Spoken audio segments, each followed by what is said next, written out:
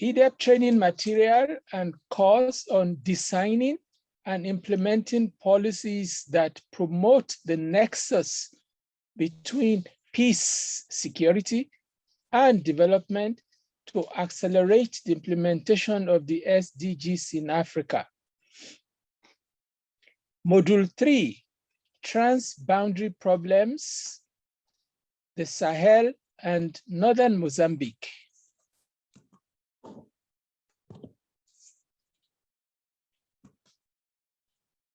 This module considers the series of transboundary issues in the Sahel region, a region of clusters of states facing multidimensional crises, instabilities, and threats to human securities.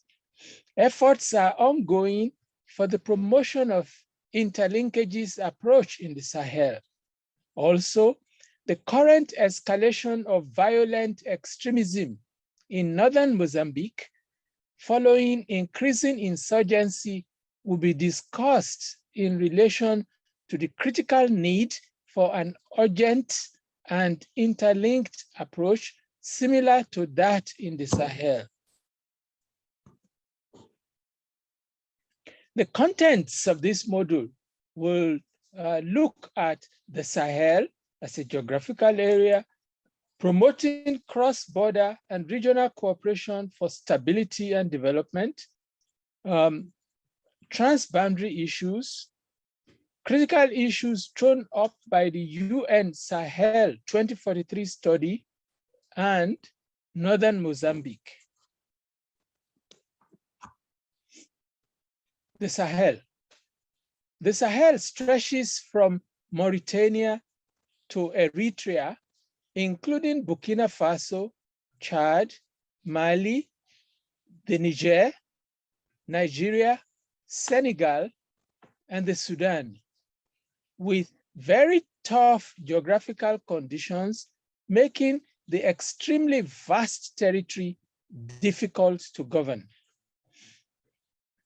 The Sahel is faced with a range of challenges, such as increasing threats from conflict, terrorism, violent extremism, trafficking, irregular migration, food insecurity, and vulnerability to climate change.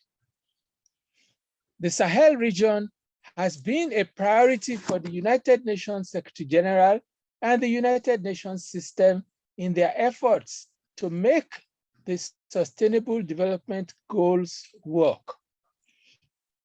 The UN Integrated Strategy for the Sahel, UNISS, was developed in 2013 as an integrated response to peace building and sustaining peace in the Sahel.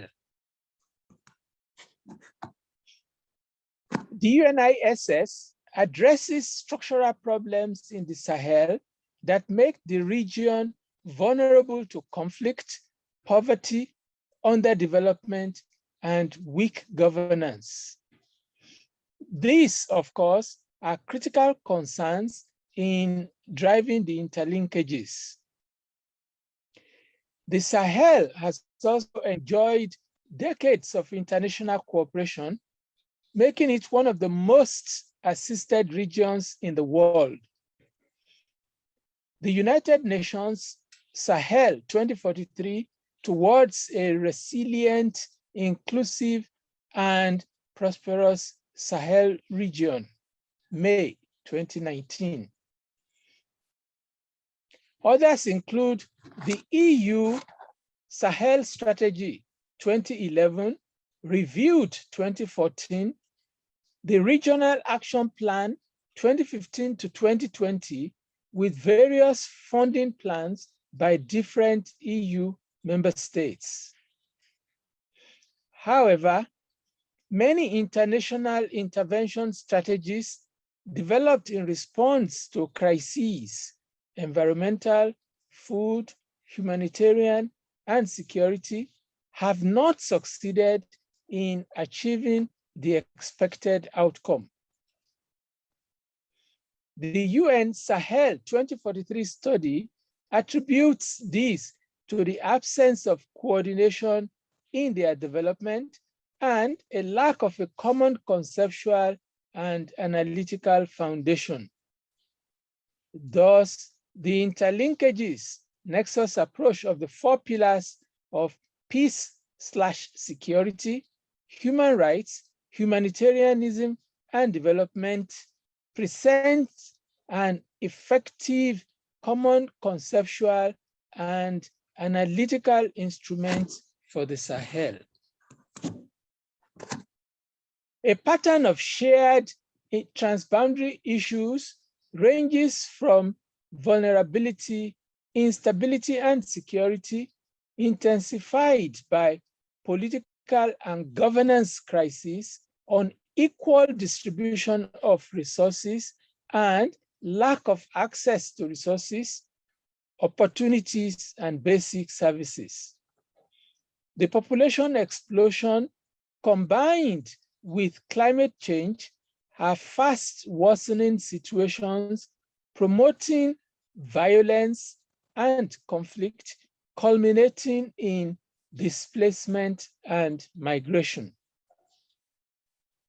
Islamic State West Africa Province, ISWAP, and Boko Haram in Sahel countries of West and Central Africa have resulted in outbreaks of conflicts in Mali, Burkina Faso, Niger, Nigeria, and Chad. This transboundary issue from North Africa has hampered progress on the 4 pillars in West and Central Africa. Nonetheless, there are a lot of human and natural resources and opportunities, which, if utilized, offer tremendous potential for rapid growth and development of the region. Creative and inclusive solutions are possible. Key indicators for states in the Sahel: population growth, very high. HDI, Human Development Index, ranked mostly near the bottom. Global Terrorism Index poses high risk. State Fragility Index, very fragile.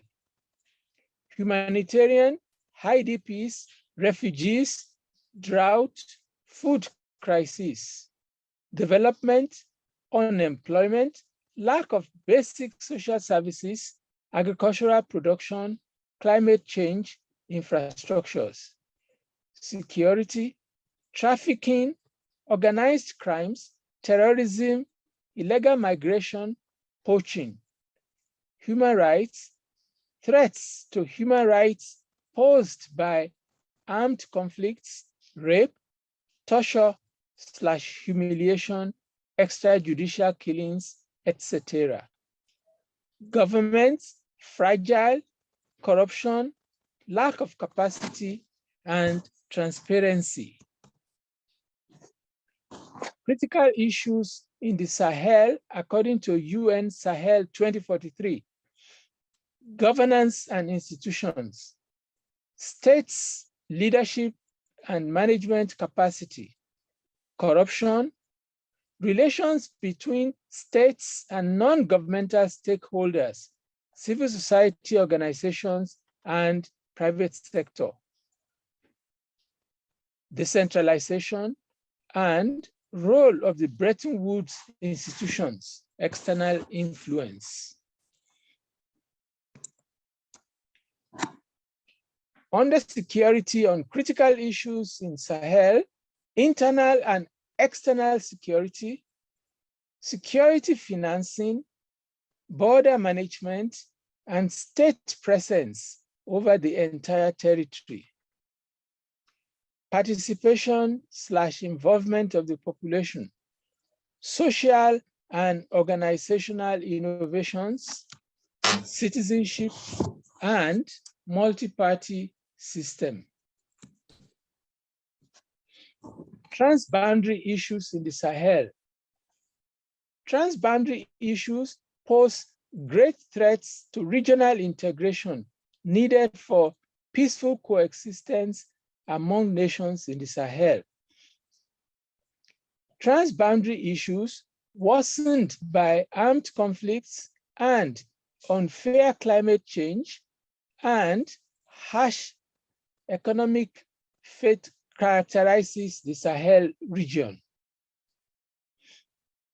Border governance and administration in Africa is a major factor in the complex socioeconomic, political, environmental, and demographic challenges that Africa faces.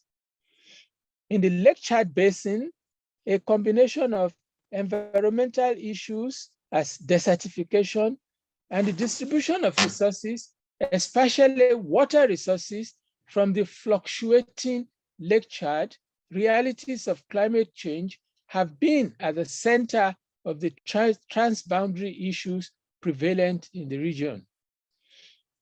The population explosion, combined with climate change, have fast worsening situations, promoting violence and conflict, culminating in displacement and migration. The graphic presentation of transboundary cooperation, degradation, leading to environment sustainability, political and institutional conflict or cooperation, economic fragmentation, and integration in the center, balance of compromises. Recurring transboundary issues and threats to SDGs in the Sahel. Organized crime, corruption, and international terrorism. Drug trade and substance abuse. External shocks and lack of financing. Illicit financial flows. External influences. Small arms proliferation. Environmental volatility. Social and economic inequalities is the most critical threat to achieving the SDGs, followed by conflicts and poor management of diversities and climate risks and natural disasters. The third biggest stumbling block is perceived to be a tie between lack of financing and political challenges. We move on to Mozambique and look at the political situation. Mozambique is in Southern Africa and a former former part of the Portuguese Empire. We have as politically dominating the landscape, we have Frelimo and Renamo. The two had been in conflict over time, but things simmered down. Internal changes, the rise of the compradora bourgeoisie and inequalities. Local rural populations were largely relegated, while urban development strategies were on top of the Frelimo political agenda. Northern regions were gradually alienated. For several years, the country's northern provinces remained neglected, politically marginalized, and underdeveloped. The root causes and drivers of violent extremism include socioeconomic issues, discrimination, marginalization, poor governance, human rights violations, remnants of violent conflict, collective grievances, and other psychological factors. Since 2017, the Cabo Delgado province of Mozambique has contended with a brutal jihadist insurgency by the Ansar al-Sunnah militant group, whose combination of crime and terror could destabilize neighboring regions. There are underlying socio-economic grievances and structural drivers of conflicts behind the insurgency reaping northern Mozambique, which must be addressed. Very important is the contextual understanding of the complex political economy of Cabo Delgado as it relates to localized grievances against the state. Cabo Delgado has for long been one of the most marginalized provinces with massive youth unemployment, weakened state capacity, and low per capita income. Not so strange that a sizable population of Cabo Delgado's young unemployed population are readily available recruits for the Ansar al-Sunnah. This is a graphic presentation of the problems that Cabo Delgado faces, and as it relates to other parts of Mozambique and even beyond in terms of neighboring countries. Northern Mozambique, violent extremism and the cross-border dynamics in northern Mozambique. Typically, violent extremism elevates the status of one group while excluding or dominating others with gender, religion, culture, and ethnicity. Violent extremist organizations destroy existing political and cultural institutions and supplant them with alternative governance structures that work according to the principles of a totalitarian and intolerant ideology. Increasing insurgency in northern Mozambique, perpetrated by violent extremists in the Cabo Delgado province. Since 2017, the violent extremists have been waging a growing insurgency against representations of national and state governance, the military and security forces of the Mozambican state, as well as perceived agents and sympathizers of the state. The situation in northern Mozambique requires a cross-border approach or regional cooperation with intelligence sharing and border management among SADC member states and other countries with a naval presence in the Mozambique Channel. Violent conflict in northern Mozambique, driven largely by a group known locally as Al-Shabaab, feeds from a vibrant and dynamic illicit economy in the region. The group sources its funds from smuggling activities, illicit trades ranging from wildlife poaching and drug trafficking to artisanal mining and human smuggling have fostered corruption and undermined state legitimacy and kept borders porous and the coastline unmonitored. Recommendations for promoting interlinkages in northern Mozambique. addressing the underlying economic, political grievances is key.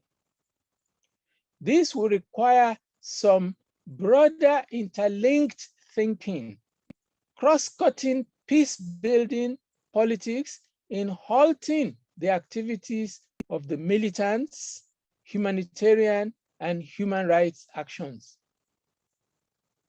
Northern Mozambique will require a people rather than security-centric strategy that tackles the security, humanitarian, political, economic, social, and religious aspects of the insurgency.